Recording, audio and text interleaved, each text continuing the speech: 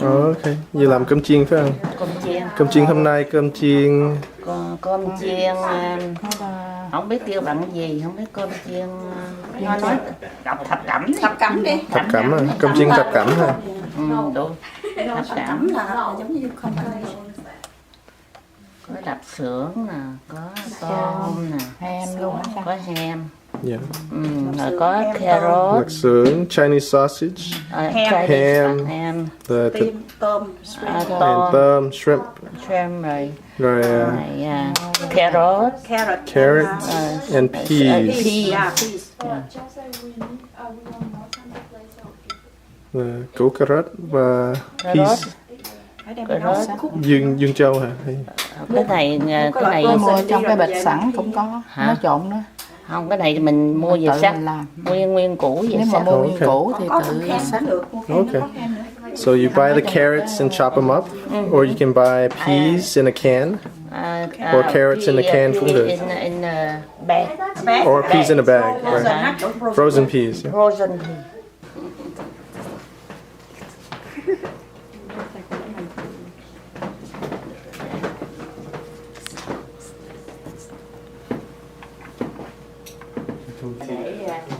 Để tỏi vô trước. Để tỏi.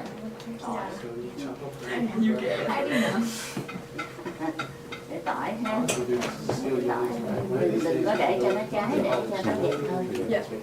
Rồi bỏ hành vô. This will help you make more than eggs. That's what I want you to learn. I don't cook, no burning. Yeah. There you go.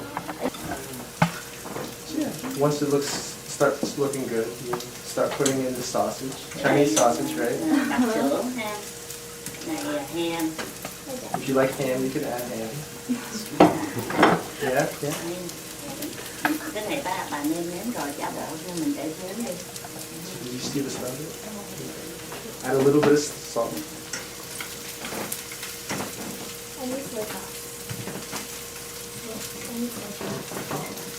Có không nhiều nước tương này. Nước tương cái màu nó bị đen giống như là con chim tàu. Xong rồi đó, xong được rồi đó thì cháu mới để cái này vô. So if you like your rice to be darker color, then you use soy sauce instead of just salt. Really? Yeah.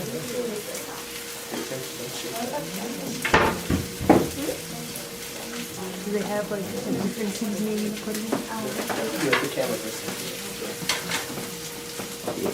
You talk after. Unless you put it down. Tại này bà làm sẵn là trời. And that's it. So that's how you make fried rice. Keep it simple. All right, now time to eat. Who's hungry? Oh, grab paper plates. July, can you grab paper plates? But yeah, you can use a lot of different seasonings. Không, mà mai mốt mà nếu muốn quay mấy cái 1, 2, 1, 2, 3,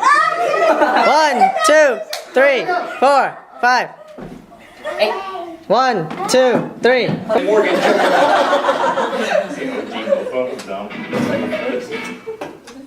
3. Alright, so SOSFA is a pretty interesting website. They've actually, their YouTube channel created by the Philip DeFranco company. The idea behind this website is that they cover random interesting stories every day of the week, Monday through Friday. So you can actually learn a lot. Và bây giờ, tôi xin được trân trọng kính mời cô Ngọc Anh, Giám đốc Trung tâm Đông Nam Á, lên phát biểu chào mừng trong ngày hôm nay và có phổ biến một vài chương trình kế tiếp của trung tâm. Một lần xin được trân trọng kính mời cô Ngọc Anh.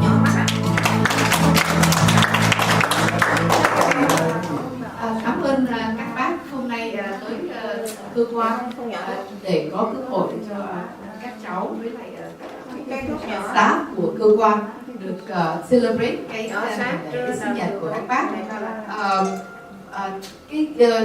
Trung tâm Đông Nam Á rất là vui là có chỗ và có cơ hội để mà mời các bác qua đây chung nhóm lại với lại cơ quan với lại staff.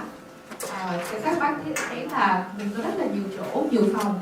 Thế nên trong tương lai mà các bác có dịp để mà gặp bạn hay là họp mặt với nhau thì là xin cứ liên lạc với lại Ngọc Anh hoặc là Trâm hoặc là Andrew thì là chúng tôi sẽ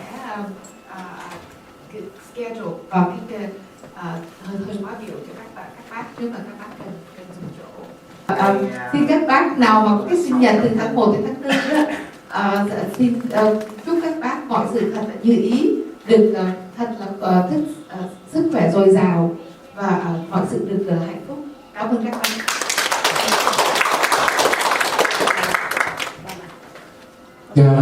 Xin cảm ơn cô Ngọc Anh rất nhiều.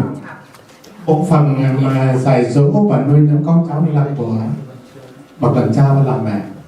Tuy nhiên trung tâm Đông Nam Á đã dọn cho quý vị một cái đường để cho con mình được hội nhập, vừa được vui chơi, đó là một niềm hạnh phúc.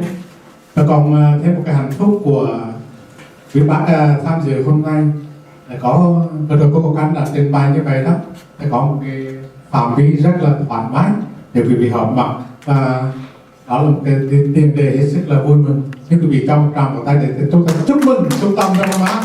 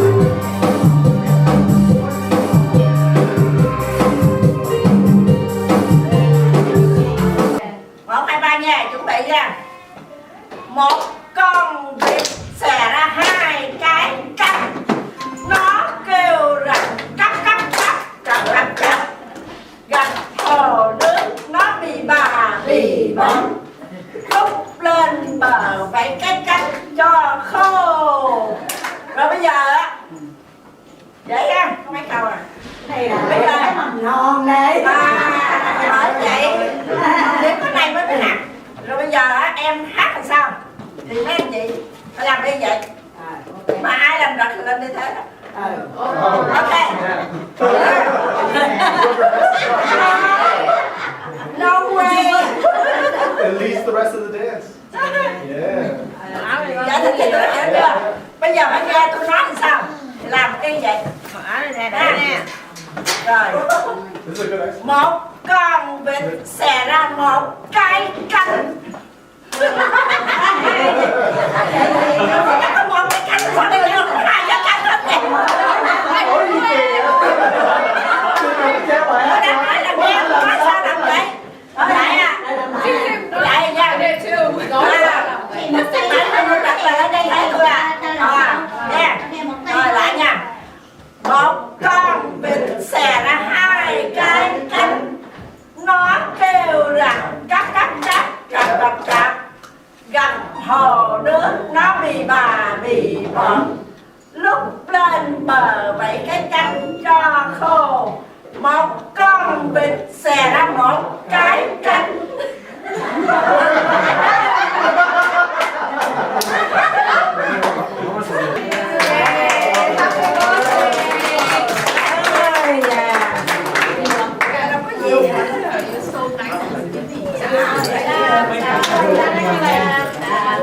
On a Wednesday, we'll probably just do a quick night trip just to check out Little Cambodia in Lowell. And in between there, I'm going to try and come up with a different workshop to talk more about all of the different cultures that are in Southeast Asia, in Asia, for us to learn a little bit more about each of the histories. So, starting with Vietnam. Vietnam, mainly, the most important part is to understand why are there Vietnamese people in America. So this episode puts it best that there was a war, there was trouble in Vietnam, and people wanted to leave the country because of the war and because the North Vietnam was fighting against South Vietnam, and North Vietnam ended up winning the war for sure on April 30th, 1975. That was when the North invaded the capital city of the South, Saigon. That was the day of the fall of Saigon. Over 10 million people fled from Vietnam on boats by the day that American forces withdrew, through helicopters, and also through sneaking through the borders of Vietnam to Thailand and Cambodia. From that day, over 10 million people fled, over 2 million people estimated died on the shores, out in the ocean, by escaping by boat, or if they snuck through borders, they were killed because other countries did not want refugees coming into their land. So it's a very painful past for many people.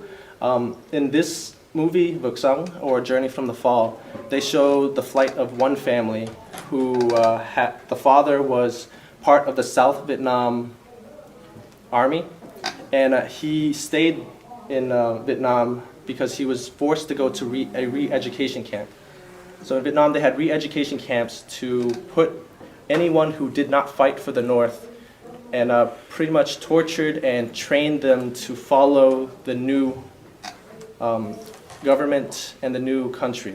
My grandpa actually went to one of the camps. Your grandfather went to one. Many of the people who are here now have been through it too. And that's the reason, the major reason why people fled, is because they were afraid of being tortured, they were afraid of having everything that they had worked for throughout their life being taken away from them because they lived in the South and did not fight for the North. That So, took place in 1974? Five. Five? Yep. April 30th, 1975 was the date. So this will be 38 years since the fall of Saigon. And there's still many people who participate in this Memorial Day who will always talk about what had happened. And for many of our own people, well, many of the people I've worked with in the community, I want to give you examples is probably first we'll start with Go An.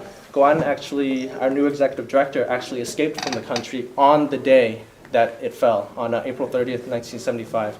Her father was a part of the South Vietnamese Army, and her family was a well-off family.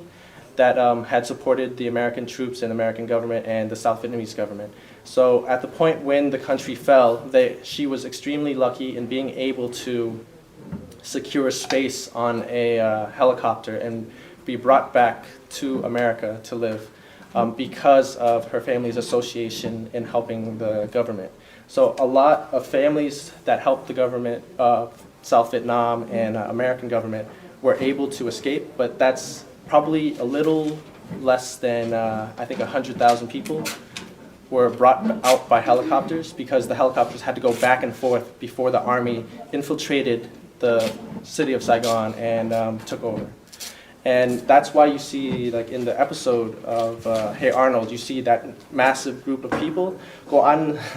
She actually told the staff her story, and it was pretty crazy that she said that the pictures that you see of that day are an understatement of what was there, because people were panicking, people were trying, everyone was trying to look for a way out, and there was mass confusion. So there, you know, in some of the movies, particularly about the war, you always see that huge mass, but it's an understatement of what actually happened.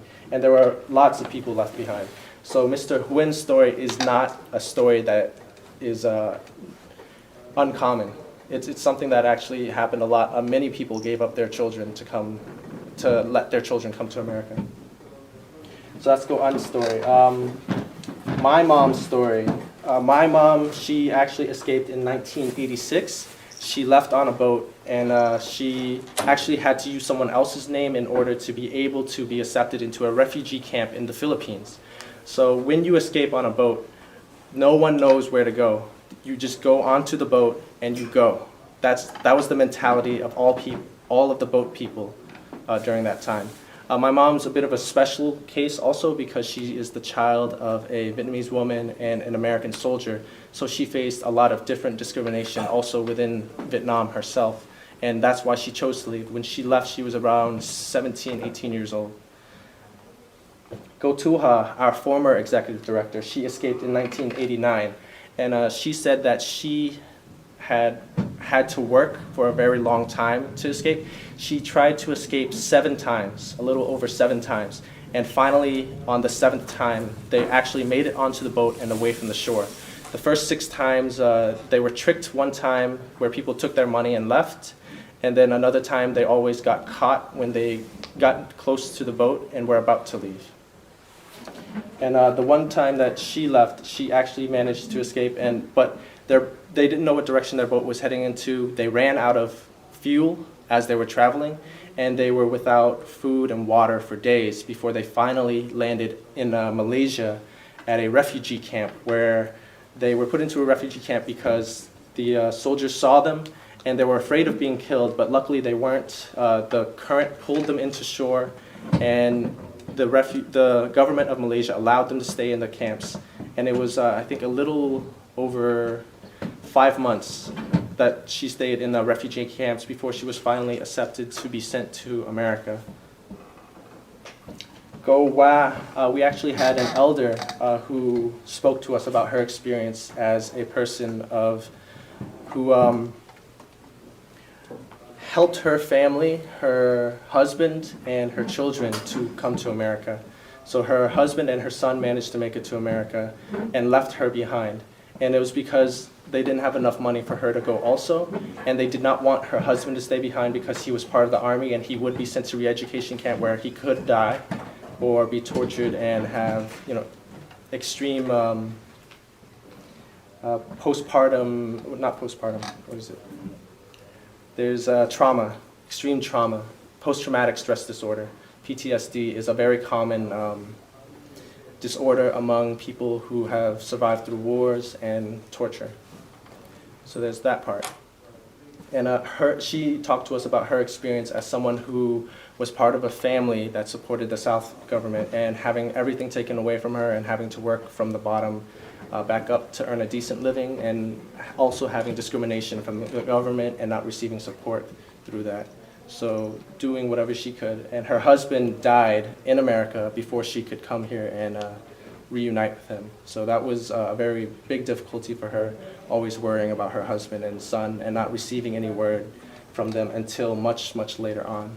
She was in Vietnam for a little over 10 years before her family was able to bring her over in 2006, I believe. Oh no, she just got her citizenship, so 2007 was when she was brought over to America. There's also the story of an older couple that came here. They made it through the boat by coming on boat, surviving through refugee camps, came to America with their one son. And because of the experience, the older couple, they were both too sick to take care of their son, working as much as they could, but they ended up being too sick and they had to give up their son to another family to take care of. So I talked with them about their experiences, and they were happy to be able to escape and give their son a better chance at the future. They wish that they had been healthier and be able to spend more time with their son, but in the end, they feel that at least they're still alive to be able to be with him and to be able to take care of him. So that's the mentality of many of our elders who are connected with their families. There are still many people who are trying to bring all of their family members from Vietnam to America now.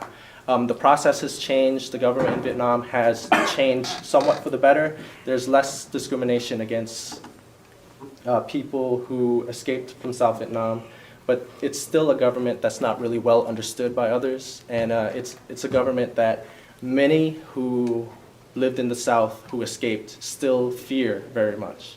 So every once in a while, if you pay attention to the news or pay attention to the elders, they'll talk about people who are not allowed to go back to Vietnam because they said something or did something that the government disagreed with.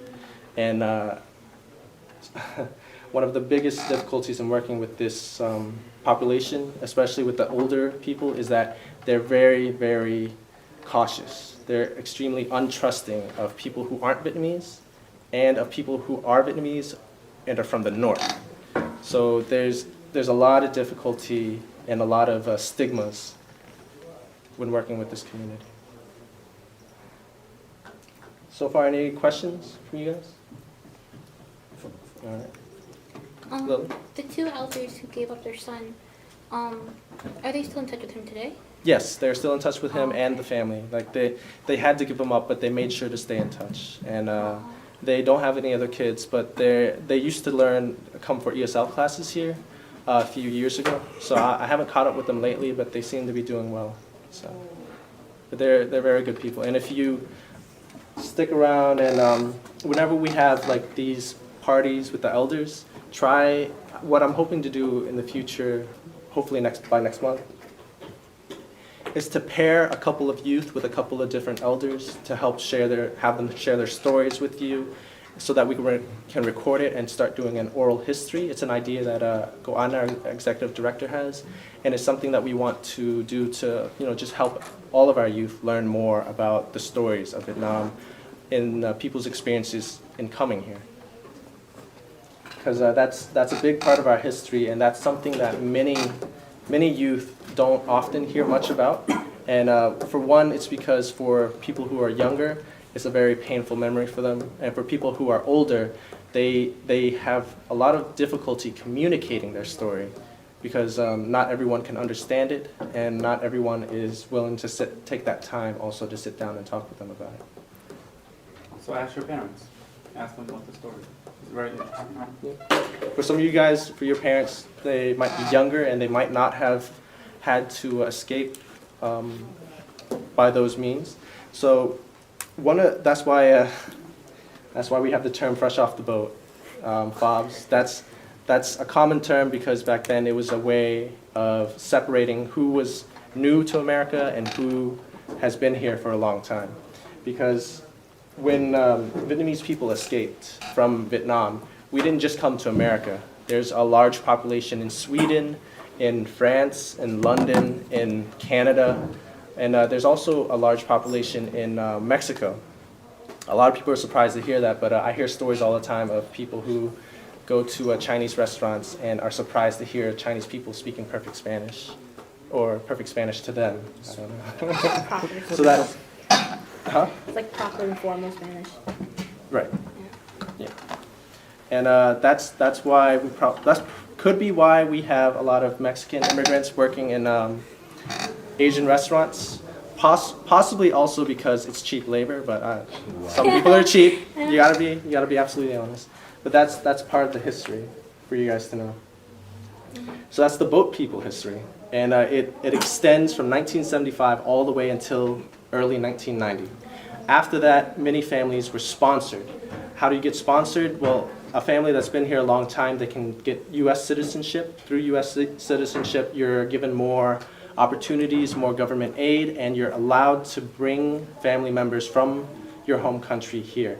It's a process that can take between a year to 10 years.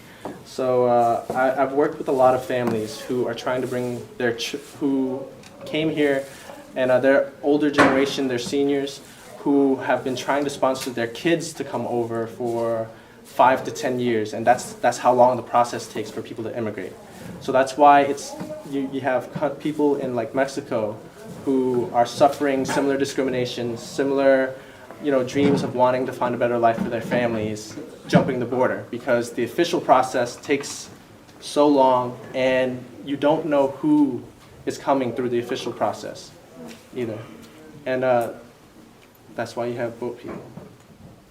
It's important for all of us to keep an open mind and understand where some of this history affects a lot of people. And this is only recent history for some Vietnamese families, some Asian immigrants.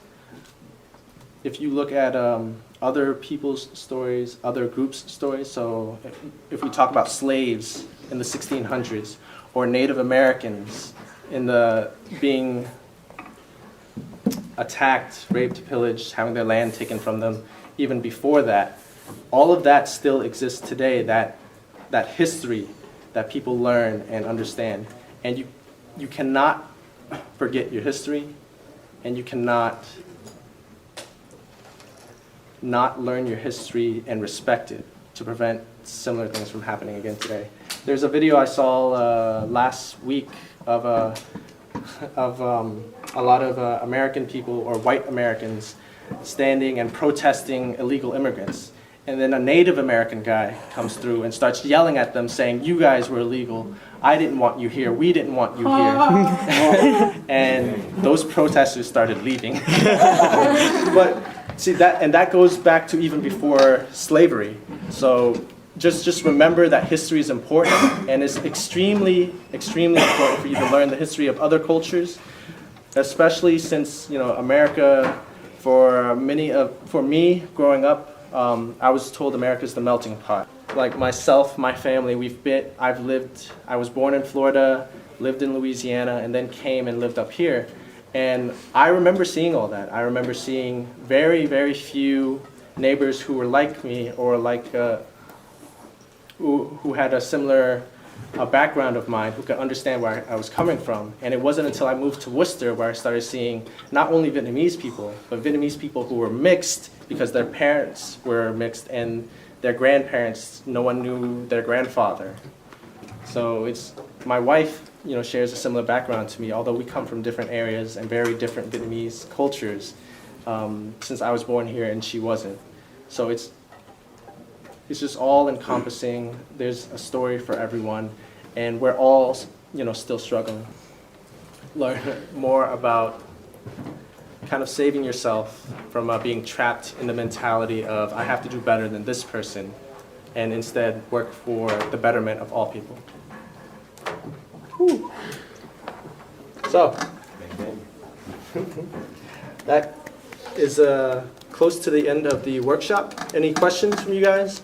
And anything that you guys want me to elaborate more on or to give you more information on?